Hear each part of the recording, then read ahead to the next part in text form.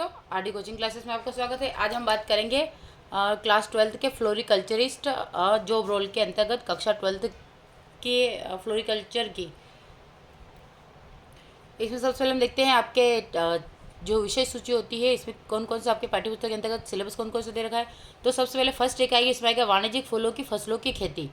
ठीक है, वाणिज्यिक फूलों की फसलों की खेती, तो जिसमें आता है चाइना एस्टर की खेती, गुलदाउदी की खेती, रजनीगंधा की खेती, फिर ग्लेडियोलस की खेती की तकनीक, कॉर्नेशन की खेती और जरबेरा की खेती की तकनीक।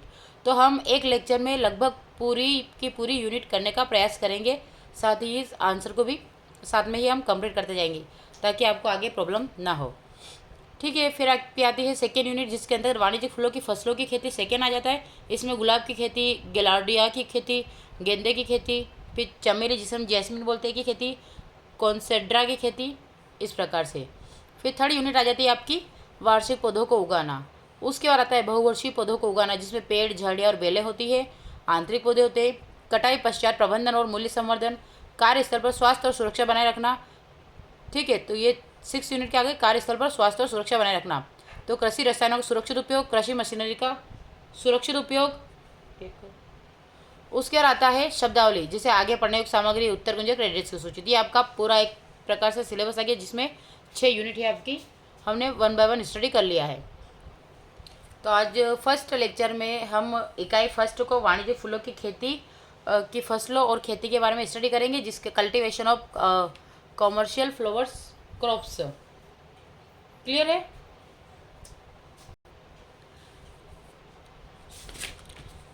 ठीक है, तो हम सबसे पहले बात करते हैं इसके बारे में, फूलों की फसल उगाना। पहले हम चैप्टर पढ़ेंगे, उसके बाद इसके आंसर पर जाएंगे। तो फूलों की फसल उगाना व्यावसायिक यानी कि कॉमर्शियल फूलों की खेती फ्लोरिकल्चर का एक महत्वपूर्ण घटक होता है। फूलों की ऐसी कई फसलें हैं जो कटे हुए फूलों, खुले फूलों, बीज उत्पादन के लिए उगाई जाती है। इन फसलों का उपयोग विभिन्न प्रयोजनों के लिए किया जाता है। किसी देश में कृषि जलवायु परिस्थितियां खुले मैदान की स्थितियों में फसलों की एक विस्तृत श्रृंखला की खेती के लिए अनुकूल होती है। आजकल छोटे फूल उत्पादक अधिक से अधिक लाभ अर्जित करने के लिए अपनी भूमि के छोटे छोटे हिस्सों में संरक्षित परिस्थितियों में फसल उगाने के लिए के और बदलाव कर रहे हैं। तो ये कुछ है, यानी कि किस प्रकार से कर रहे थे ये देख लेते हैं। फिर यहाँ उगाए जाने वाले फूलों की गुणवत्ता अंतर्राष्ट्रीय मानकों पर खरी उतरती है, इसलिए ये फूल अंतर्राष्ट्रीय समुदाय के बीच अधिक लोकप्रिय हो रहे हैं। हमारे आज बड़े शहरों में अच्छे घरेलू बाजार है और छोटी जोत में उगाए गए फूलों को 70% तक वहाँ बेचा जाता है, क्योंकि भारतीय लोगों की आय में जबरदस्त वृद्धि हुई है, इसलिए फूलों का उपयोग उनके जीवन स्तर का एक हिस्सा रहा है। इस प्रकार उगाए गए फूलों का केवल 30% निर्यात के लिए बचता है। व्यावसायिक उद्देश्यों की फसल के लिए बात उगाने के लिए एक किसान को फसल की आवश्यकताओं के बारे में पता होना चाहिए। गुणवत्ता वाले उत्पाद के साथ बेहतर उपज प्राप्त करने के लिए हाल ही में विकसित तकनीकों के बारे में पता होना चाहिए। अगर गुणवत्ता फसल उत्पादन के लिए उपयुक्त कृषि जलवायु परिस्थितियों का ज्ञान आवश्यक है। अब प्रबंधन क्रियाएं जैसे स्थानीयता और मांग के अनुसार उन्नत और उपयुक्त किस्मों का चयन, खाद और उर्वरकों के उपयोग से मिट्टी की उर्वरता बनाए रखना, पानी का उचित विनिमय करना और खरपतवारों या कीटों, पीड़कों, बीमारियों का समय पर प्रबंधन और कटाई, ग्रेडिंग, सॉर्टिंग और पैकेजिंग की उचित विधि नुकसान को कम करने और बेहतर उपज के साथ गुणवत्ता वाले उत्पाद प्राप्त करने के लिए आवश्यक होती है। तो प्रबंधन क्रियाएं कौन कौन सी होती है ये सारी आपको दे रखी है, तो इसको एक बार आप अच्छे से कवर अप करें। अब आपको दे रखा है चाइना एस्टर की खेती। जो चाइना एस्टर होता है उसकी खेती किस प्रकार होती है। तो चाइना एस्टर चीन का मूल निवासी पादप है, ये पूछ सकते हैं चाइना एस्टर कहाँ का है। तो चीन का मूल निवासी पादप है, जो दुनिया भर में उगाए जाने वाले सबसे लोकप्रिय वार्षिक फूलों में से एक होता है। यहाँ तक आप कवर अप कर लीजिएगा। भारत में इसे पारंपरिक फूल के रूप में उपयोग किया जाता है, हालांकि इसे दुनिया भर में कटे हुए फूल के रूप में भी उगाया जाता है और इसे बेडिंग या बॉर्डर प्लांट के रूप में इस्तेमाल किया जाना सबसे अच्छा तरीका माना जाता है। तो ये आप यहाँ तक इसको हाईलाइट कर सकते हैं कि चाइना एस्टर की खेती किस प्रकार से की जाती है। अब चाइना एस्टर क्या होता है, तो ये आपके सामने फ्लोर बना रखा है चाइना एस्टर का, तो इसे हम क्या बोला जाता है, चाइना एस्टर बोलते हैं। ये वाला इसके पिंक फूल और वाइट फूल का जो कॉम्बिनेशन होता है। क्लियर है? अब इसमें हम बात करते हैं इसकी किस्में कौन कौन सी होती है। तो एक तो कामिनी, दूसरा पूर्णिमा, फूले गणेश पिंक, फिर फूले गणेश पर्पल, फूले गणेश वायलेट होता है, उसके बाद फूले गणेश वाइट, शशांक और वायलेट कुशन भारतीय नस्ल की किस्में होती है। तो ये किस्में कितने प्रकार की होती है, ये सारी किस्में आप यहाँ से देख सकते हैं। ये सब अलग अलग प्रकार के इसमें दे रखा है। फिर आता है जलवायु यानी कि क्लाइमेट जो होता है। तो चाइना एस्टर को उन क्षेत्रों में साल भर उगाया जा सकता है जहाँ का तापमान लगभग 10 से 18 डिग्री सेल्सियस यानी कि इष्टतम रेंज दिन के समय 20 से 30 डिग्री सेल्सियस और रात के दौरान 15 से 17 डिग्री सेल्सियस के आसपास बनाए रखा जा सकता है, जिसमें 50 से 60% की सापेक्ष आर्द्रता होती है और उस स्थान पर सूरज की रोशनी ठीक से पड़ती है। तो आपको क्लाइमेट चेंज के बारे में, इसमें क्लाइमेट जो होता है कितना डिग्री सेल्सियस चाहिए ये सब आपको दे रखा है। तो कभी आपसे पूछ ले तो आपको ये वाले पॉइंट भी याद होना चाहिए। अगर आपके एग्जाम के पॉइंट ऑफ व्यू से बात करें तो ये इंपॉर्टेंट टॉपिक हो सकता है। मिट्टी की बात करते हैं सोइल के लिए। तो चाइना एस्टर को मिट्टी की एक विस्तृत श्रृंखला में उगाया जा सकता है। हालांकि सबसे उपयुक्त तो अच्छी तरह से सूखी रेतीली दोमट या कार्बनिक पदार्थों से भरपूर दोमट मिट्टी और पीएच रेंज 6.8 से 7.5 होती है। तो अगर आपसे पूछा जाए कि चाइना रोज जो होता है या चाइना एस्टर जो होता है, चाइना एस्टर के लिए मिट्टी की जो पीएच वगैरह होती है और कौन सी मिट्टी इसके लिए ज़्यादा उपयुक्त होती है, तो आपको याद रखना है कि चाइना एस्टर जो होती है इसके लिए दोमट या रेतीली मिट्टी उपयुक्त होती है और कार्बनिक पदार्थों से भरपूर होनी चाहिए। और रेंज क्या होती है इसकी पीएच तो 6.8 से 7.5 तक होती है। अब प्रसार की बात करते हैं, प्रोपेगेशन। तो चाइना एस्टर के पौधों को बीज के माध्यम से व्यावसायिक रूप से प्रसारित किया जाता है और एक हेक्टेयर में रोपण के लिए 2.5 से 3.0 किलोग्राम बीज की आवश्यकता होती है, जिसे पहले नर्सरी में बोया जाता है और फिर प्रत्यारोपित किया जाता है। मतलब एक रोप तैयार करके उसको फिर वापस बोया जाता है। नर्सरी में सितंबर अक्टूबर माह के दौरान बीज बोए जाते हैं और लगभग एक महीने में जब वे 10 सेंटीमीटर की ऊंचाई तक पहुंच जाते हैं तो इन्हें रोपा जाता है। जिसे रोपण की विधि कहा जाता है। ठीक है, उसके बाद आता है आपकी भूमि की तैयारी या रोपण का समय कि भूमि तैयार कब की जाती है और रोपण कब किया जाता है। अब बात करते हैं भूमि की तैयारी और रोपण का समय। ठीक है, तो land preparation and planting time.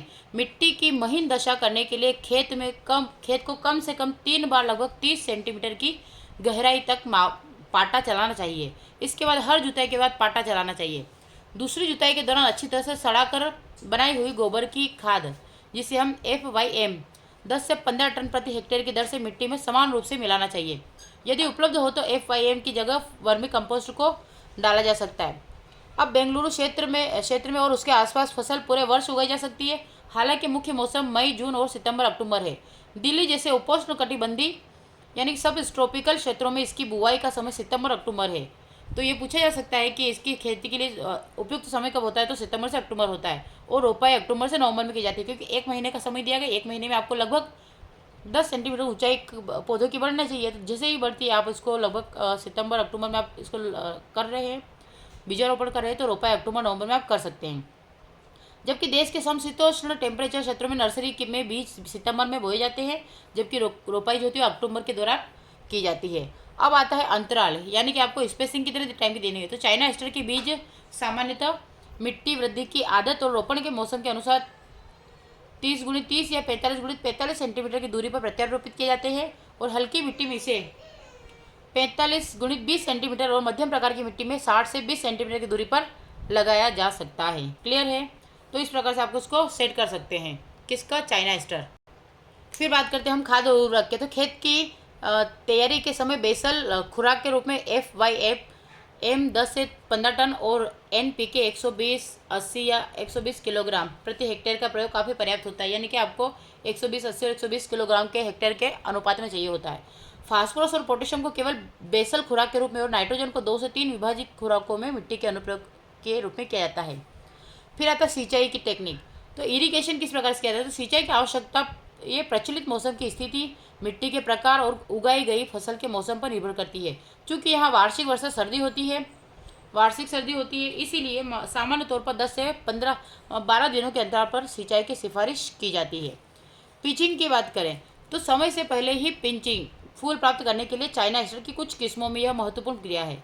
Ostrich plum purple जो किस्म होती है, यानी कि पर्पल फ्लावर की जो पौधे होते हैं, किसमें रोपाई के बाद 1 महीने में मुख्य तने या शूट की पिंचिंग करने से इसका नोट्स, शाखाओं, फूलों और फलों की उपज में उल्लेखनीय वृद्धि हुई है, लेकिन फूल आने में लगभग 8 से 12 दिनों की देरी हुई है।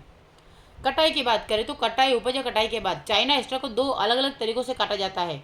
अलग अलग फूलों को माला बनाने और पूजा करने के लिए काटा जाता है, जबकि डंठल वाले फूलों को कट फ्लावर के उपयोग के लिए काटा जाता है। खुले फूलों के उपयोग के लिए इनकी कटाई तब तक की जाती है जब फूल पूरी तरह से खुले होते हैं, लेकिन कट फ्लावर के लिए इनकी कटाई तब तक की जाती है जब मूल रंग विकसित हो जाता है। ठीक है। अब आता है जब कट फ्लावर के लिए फूलों की कटाई की जाती है तो उनके कटे हुए सिरों को तुरंत ही आसूत यानी कि डिस्टिल्ड या मीठे पैलेटेबल पानी में रखा जाता है और ग्रेडिंग और पैकेजिंग के लिए शेड के अंदर लाया जाता है। फूलदान के घोल में 60 ग्राम सुक्रोज, 250 मिलीग्राम 8HQS और plus 70 milligram CCC, 50 milligram silver nitrate जिसे AgNO3 प्रति लीटर पानी के उपयोग के माध्यम से कट फ्लावर का जीवन 30% तक बढ़ाया जा सकता है। फिर उपयोग की जाने वाली किस्मों की बात करें, इसके लिए जो उपयोग की जाने वाली किस्में हैं वो कौन कौन सी है, तो किस्मों में मिट्टी के प्रकार, संवर्धन, संचालन और मौजूद मौसम की स्थिति के आधार पर लगभग 15 से 20 टन हेक्टेयर खुले फूलों का उत्पादन किया जा सकता है। अब ये भी हम जानते हैं कि जब अगर कोई फसल अच्छी है या बुरी है तो उसमें कीट को लगना तो आवश्यक है, मतलब कीट लगते ही है। तो हानिकारक कीट जो होते हैं उनको कैसे हटाया जाए, तो ब्लैक ब्लिस्टर बीटल या फिर एस्टर बीटल एपिकोटा पेनसिल्वेनिका एक गंभीर पीड़क है जो पत्ते और फूलों को खाता है और ज़्यादातर पौधों को पूरी तरह से नष्ट कर देते हैं। तो ये आप इसका नाम भी याद रख लीजिएगा कि इस फसल के लिए जो होता है वो कौन सा कीट होता है, तो एस्टर बीटल एपिकोटा पेनसिल्वेनिका, जो कि पत्ते फूलों को खाता है और ज़्यादातर पौधों को पूरी तरह से नष्ट कर देता है। इतनी से आप लाइन याद रख लीजिएगा। अब एशियाई बीटल की बात करते हैं तो ओटोसेरिका या कैस्टेनिया ज़्यादातर रात के समय पत्तियों पर भोजन करते हैं और दिन के समय पौधे के आधार के पास मिट्टी में छिप जाते हैं।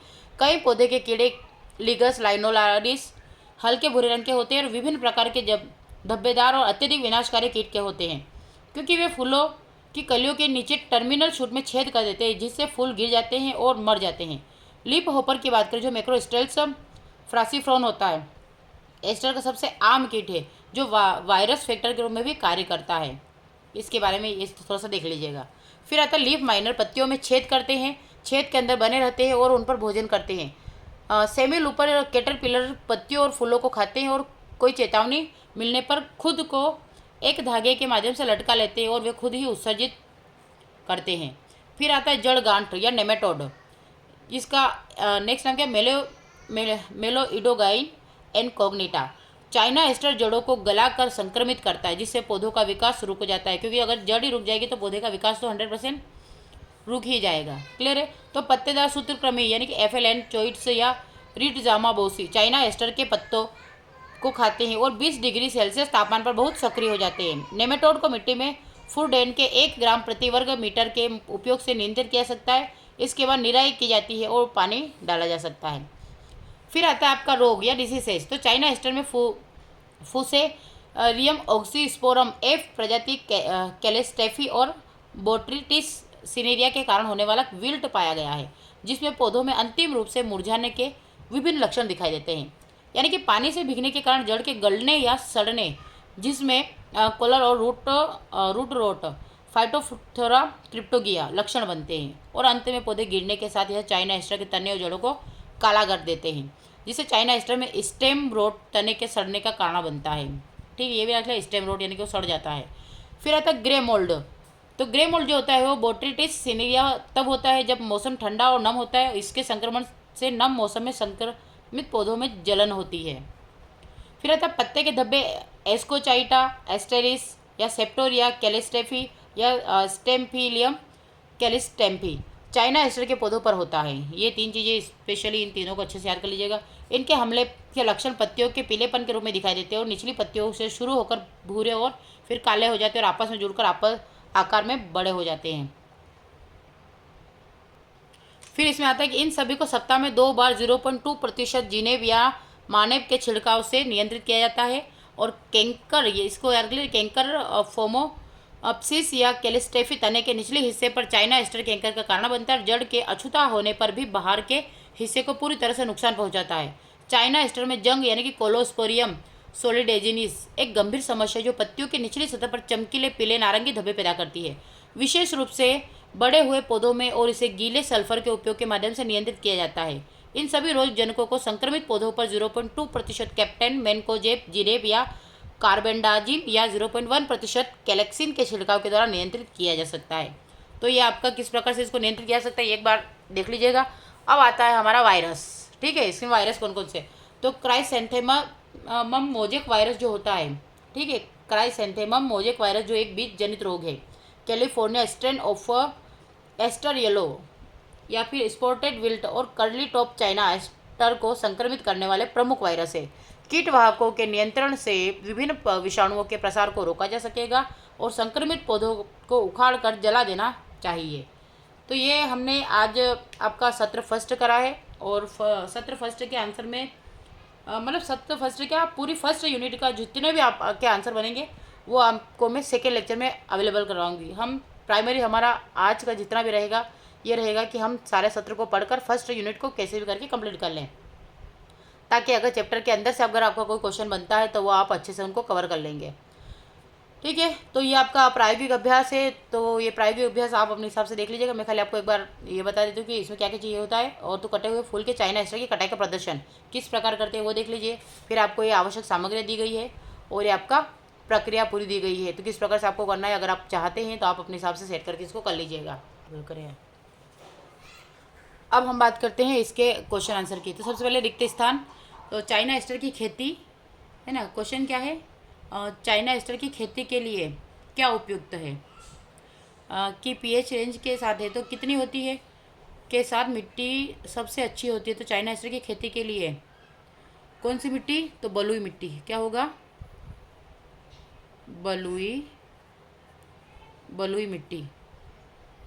कौन सी मिट्टी उपयुक्त होती है, तो बलुई मिट्टी उपयुक्त होती है। और पीएच रेंज की बात करें तो 6.8 से 7.5 तक। ठीक है, बलुई मिट्टी जो होती है वो इम्पोर्टेंट होती है और 6.8 से 7.5 पीएच होती है, सबसे अच्छी होती है। उसके बाद चाइना एस्टर में एफ वाई एम क्या होता है, तो इसके लिए देख लेते हैं। तो कितना होता है, तो 10 से कितना यूज़ करेंगे, तो 10 से 15 टन।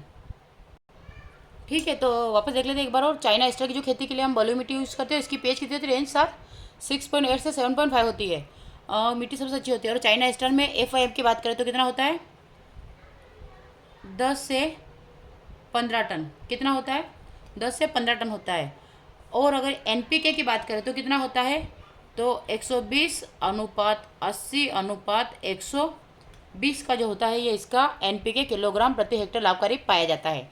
फिर बात करते हैं अलग अलग फूलों को। तो अलग अलग फूलों को तो क्या क्या बनाया जा सकता है, अलग अलग फूलों के लिए माला, अलग अलग फूलों के लिए माला और पूजा बनाने के लिए किया जा सकता है ना। अलग अलग फूलों का जो इस्तेमाल होता है माला और पूजा बनाने के लिए काटा जाता है। फिर आता है चाइना एस्टर, आमतौर पर द्वारा प्रवर्धित किया जाता है। तो किसके द्वारा प्रवर्धित किया जाता है, तो बीज के द्वारा प्रवर्धित किया जाता है। फिर आता है चाइना एस्टर की व्यावसायिक खेती के लिए बीज की दर आवश्यकता, तो क्या दर की आवश्यकता के लिए बात करें तो कितना होगा, तो 2.5 से 3.0 किलोग्राम प्रति हेक्टेयर होता है। अब हम बात करते हैं बहुविकल्पीय प्रश्नों के लिए। तो चाइना एस्टर के लिए दिन और रात के दौरान आवश्यक इष्टतम तापमान रेंज कितनी होती है, तो इसके लिए अभी देखा हमने 20 से 30 डिग्री सेल्सियस और 15 से 17 डिग्री सेल्सियस होती है। तो सबसे पहले इसका आंसर क्या आ जाएगा, क्या आएगा। फिर सेकंड क्वेश्चन की बात करते हैं, चाइना एस्टर को सेंटीमीटर की दूरी पर उगाया जा सकता है। तो चाइना एस्टर को लगभग कितने सेंटीमीटर दूरी पर उगाया जा सकता है, तो हमने देखा था 30-30 और 45-45 का आंकड़ा बन रहा था। तो सेम देख लीजिएगा आप, तो 30-30 और 45-45 का। फिर चाइना एस्टर को उगाने का सामान्य मौसम कौन सा है, चाइना एस्टर को हम कब उगाते हैं, तो चाइना एस्टर को हम मई जून और सितंबर अक्टूबर में उगाते हैं। क्लियर है, मई जून और सितंबर अक्टूबर में हम उसको उगाते हैं। फिर क्वेश्चन आता है आपका, यहाँ तक क्लियर हो गया। फिर आता है चाइना एस्टर की उपज लगभग टन प्रति हेक्टेयर खुले फूल होते हैं, तो कितनी होती है, खुले फूल के लिए कितनी होती है, तो कितनी होती है 18 से 20 टन प्रति हेक्टेयर खुले फूल होते हैं। यहाँ तक क्लियर हो गया, ठीक है। अब बात करते हैं पांचवें क्वेश्चन के लिए। तो चाइना एस्टर का एक गंभीर कीट है, तो चाइना एस्टर का गंभीर कीट कौन सा है, तो एस्टर बीटल एपिकोटा पेनसिल्वेनिका। कौन होगा, एस्टर बीटल एपिकोटा पेनसिल्वेनिका जो होता है ये क्या होता है, चाइना एस्टर का गंभीर कीट होता है। फिर आता है आपका, तो इसका क्वेश्चन है, तो ये हम क्वेश्चन आप उसमें से ढूंढ के कर सकते हैं। चाइना एस्टर की जानने में पिंचिंग को परिभाषित कीजिए, जस्ट मैंने समझाया था आपको। फिर चाइना एस्टर की किन्हीं 5 किस्मों के नाम, तो ये भी आप लिख लीजिएगा। चाइना एस्टर के प्रवर्धन का वर्णन अगर आपको मिलता है तो ठीक, नहीं तो फिर मैं जब इस यूनिट को कंप्लीट होने के बाद लास्ट में जब ये क्वेश्चन आंसर कराऊंगी तब आप उससे लिख लीजिएगा, तब तक ऑब्जेक्टिव करके रखें। फिर आता है घ वाला। अब इसमें क्या लिखा गया है, सही जोड़ी का मिलान कीजिए। तो पौधों का जो बोनापन होता है, पौधों का बोनापन किसके कारण होता है? तो पौधों का बोनापन सबसे पहले किसके लिए होगा? तो जड़ जड़ गांठ या नेमेटोड के लिए। किसके लिए होगा? जड़ गांठ या नेमेटोड के लिए। फिर दूसरा है जो आपका ग्रे मोल्ड होगा, तो ग्रे मोल्ड जो होता है वो बोट्रिटिस सिनेरिया के लिए द्वारा होता है। किसके द्वारा होता है? बोट्रिटिस सिनेरिया के द्वारा होता है। फिर बात करते हैं तने की सड़न। तो तने की सड़न जो होती है वो किसके द्वारा होती है? पेलिक्यूलेरिया फिलामेंटोसा, पेलिक्यूलेरिया फिलामेंटोसा के द्वारा होती है। फिर आता है नेक्स्ट आपका फोलिएज मेनेटोड। फोलिएज मेनेटोड जो होता है ये 20 डिग्री सेल्सियस तापमान पर बहुत अधिक सक्रिय होता है। और लास्ट क्या बचा? 1 किलोग्राम प्रति वर्ग मीटर पर फुराडेन होता है। तो क्या होता है? नेमेटोड नियंत्रण। तो ये आपका इस प्रकार से ये दिया गया है। ठीक है, तो ये आपका सत्र फर्स्ट के सारे ऑब्जेक्टिव सहित हमने चैप्टर पढ़ लिया है। अब हम बात करते हैं सत्र 2 की। अब सत्र 2 आता है गुलदाउदी की खेती। तो ये गुलदाउदी की खेती हम सेकेंड लेक्चर में करेंगे। तब तक आप मेरे चैनल को लाइक करें, शेयर करें और अधिक से अधिक सब्सक्राइब करें। Thank you for watching.